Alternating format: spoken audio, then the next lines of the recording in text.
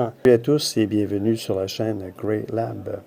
Merci à vous d'être de plus en plus nombreux à suivre la chaîne. Cela fait très plaisir.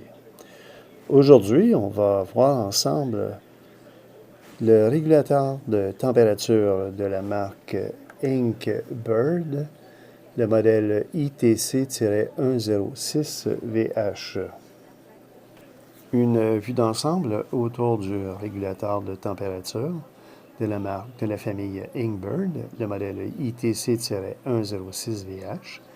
Il va y avoir les borniers de connexion pour avoir accès directement au bornier arrière. Il va y avoir ici l'entrée d'alimentation. Rappelons ici en Amérique du Nord, la tension est d'environ 120 volts à une fréquence de 60 Hz. Il va y avoir un premier fusible pour le régulateur de température, un fusible de 500 mA.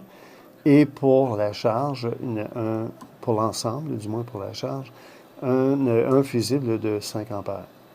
Donc, le régulateur, l'élément de contrôle va être un SSR, un Solid State Relay. La charge va être représentée par une lampe incandescente. Et sur le régulateur de température, il va y avoir une sonde de type K. La sonde de type K va être simulée par le simulateur de sonde de type K, va être l'appareil de la famille FNIRSI, le modèle SG-004A, qui est une source de référence, ajustée en sonde de type K. Juste ici, en sortie, là. Présentement, le setup, l'ajustement est fait à 100 degrés Celsius avec une tension de sortie de 2,85 millivolts. Le tout sort sur une paire de câbles qui vient sur le bornier les positions 3 et 4 du régulateur de température. Pour l'appareillage, il va y avoir un oscilloscope, il va y avoir une sonde en courant de la famille Mixig, le modèle CP2100B. On voit la sonde ici qui est sur le fil noir. En Amérique du Nord, le noir représente la ligne, le vivant. Le blanc représente le neutre, évidemment le vert, la mise à la terre. Il va y avoir un écran tactile. Il va y avoir le power meter de la famille Unity, le modèle UTE1010A. Quelques mots sur la boucle de régulation PID. PID. Alors, qu'est-ce que ça signifie? P pour proportionnel, I pour intégral et D pour dérivé. Alors, ici, c'est vraiment juste une vue d'ensemble pour juste donner une introduction. Il existe des sites sur YouTube donnés par des professionnels avec des exemples bien précis. Mais juste pour se mettre dans le bain, dans le feu de l'action.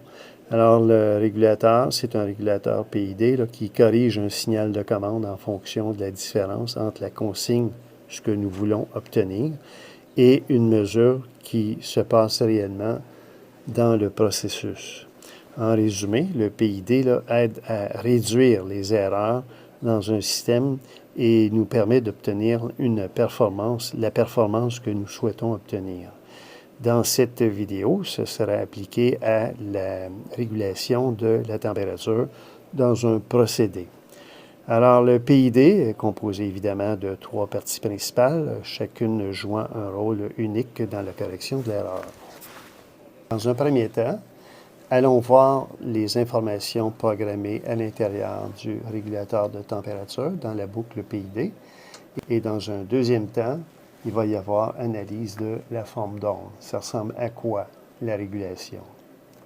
Allons à l'intérieur du régulateur de température pour avoir accès aux différentes pages avec les différentes lignes de programmation. On appuie sur 7 pendant 3 secondes. Apparaît IP pour input, OP pour output, ALP pour les alarmes, PID, c'est ce qui nous concerne ici. Allons voir les variables qui ont été déterminées. Appuyons sur la flèche qui pointe vers la gauche. Contrôle est défini comme étant à la position, la valeur 1. La valeur proportionnelle a été définie à 50. L'intégrale a été définie à 30. La dérivée à 8 secondes. Voilà. Ici, l'unité de température est en Celsius. On peut la changer pour avoir en Fahrenheit. Voilà. Allons voir maintenant le comportement pour les différentes variations de température. À partir de la source de référence, le simulateur de sonde de type K, qui est ajusté préalablement à une température de 100 degrés Celsius, appuyons sur la flèche vers le haut et la flèche vers le bas pour observer quel est le comportement de la boucle PID dans le régulateur de température. Allons, juste avant de partir, dans le coin droit de l'écran, juste là, apparaît l'affichage du régulateur de température. Mais juste avant, regardons quelques éléments sur le régulateur de température. PV pour Process Value, c'est la valeur lue sur la sonde de type K. Dans ce cas-ci, dans cette vidéo, c'est un simulateur de sonde. Donc, la température qui va être observée dans le processus va être à partir du FNIRSI, le modèle SEG-004A, qui est le simulateur de sonde de type K. SEV, qui est le Set Value. Le Set Value, c'est la valeur, la consigne que nous souhaitons obtenir et observer. Donc, ce que nous souhaitons, c'est avoir une température de 100 degrés Celsius. Débutons par une augmentation de température à 100. On va monter à 105 degrés Celsius. Le procédé mesure une température, la sonde mesure une température de 105 degrés Celsius.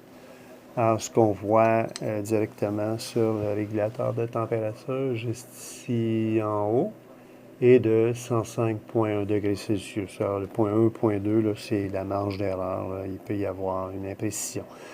Bon, là, ici, ça augmente quand même à 105,4. Mais ça ici, c'est pour observation seulement. Allons maintenant vers une diminution de température. On baisse jusqu'à une température de 100 degrés Celsius. Descendons à 99 degrés Celsius. Quel est le comportement? 99, le régulateur de température descend lentement. On voit apparaître ici à 99 degrés Celsius les premières impulsions. La lumière incandescente qui flash, ça, ce sont les impulsions qui sont générées par la boucle PID pour envoyer légèrement un peu de chaleur à l'élément chauffant. Donc, si on descend encore une fois à 98 degrés Celsius, on voit ici que la largeur de l'impulsion, le temps on, s'élargit. On diminue encore une fois à 97 degrés. On voit que la largeur d'impulsion s'élargit considérablement. On a une vue d'ensemble. On voit la lampe incandescente qui représente l'élément chauffant, qui est de plus en plus intense. Donc, on voit ici la largeur d'impulsion qui est élargie. On descend maintenant, cette fois-ci, à 96 degrés Celsius. Et voilà, là, on a full puissance à la sortie du régulateur de température. La boucle PID donne 100% de puissance. Donc, on le voit par la lampe incandescente qui est allumée ici à pleine intensité. Maintenant, cette fois-ci, ce qu'on va faire, c'est qu'on va diminuer la température. Donc, c'est-à-dire, on va augmenter la température, comme si on simulait une hausse de température. Allons voir à l'oscilloscope quelle est la forme d'onde. Pour une température de 98,5, on a pleine intensité. On augmente à 99 et voilà, on se rapproche de la consigne. On a une valeur de 99,7 degrés Celsius. On monte avec le simulateur de sonde de type K, on monte de 1 degré à 99,7 et voilà, le tout est rétabli. 99, 98, 99 et on a ici obtenu la température de consigne. Si on augmente à 101 degrés Celsius, on voit ici que tout est maintenant rétabli, tout est redevenu normal. Pour une température de 99,8, on voit que la boucle PID envoie des impulsions. Allons voir la forme d'onde. Voici le comportement de la boucle PID. Donc, on voit une impulsion en bleu qui ouvre une fenêtre permettant au relais, activant le relais SSR, de laisser passer un certain nombre de cycles pour permettre à l'élément chauffant de chauffer. Allons voir l'allure du signal. Quelle est la largeur de la fenêtre? Donc, nous avons ici un delta X d'environ à peu près, il est juste ici, environ, je passe une petite affaire encore pour donner un aperçu, environ 97,6 millisecondes. Donc, dans une fenêtre de 97,6 millisecondes, il y a un certain nombre de cycles qui est envoyé à l'élément chauffant. Le SSR utilisé dans ce montage, celui-là ici, est un SSR qui détecte le passage de l'onde sinusoïdale à 0. Ce qui veut donc dire que lorsque la fenêtre s'ouvre, à partir du moment où le signal sinusoïdal va passer à l'angle 0, celui-ci va s'activer. Alors, c'est ce qui explique la fenêtre que nous voyons présentement. À retenir, P permet d'ajuster pour que le système réagisse rapidement, mais sans trop dépasser. I permet de corriger l'erreur à long terme en veillant à ne pas ralentir le système. Et D permet d'adoucir la réponse, le temps de réponse pour éviter les dépassements et oscillations. Voilà ce qui met fin à la présentation de cette petite vidéo sur l'utilisation du régulateur Inkbird, le modèle ITC-106VH, avec l'utilisation de la boucle PID et l'utilisation du FNIRSI, une application qui est un simulateur de sonde de type K, le SG-004A, qui est une source de référence pour des sondes de type K et autre chose aussi. Alors, merci d'avoir écouté les vidéos et à bientôt pour d'autres vidéos. Merci.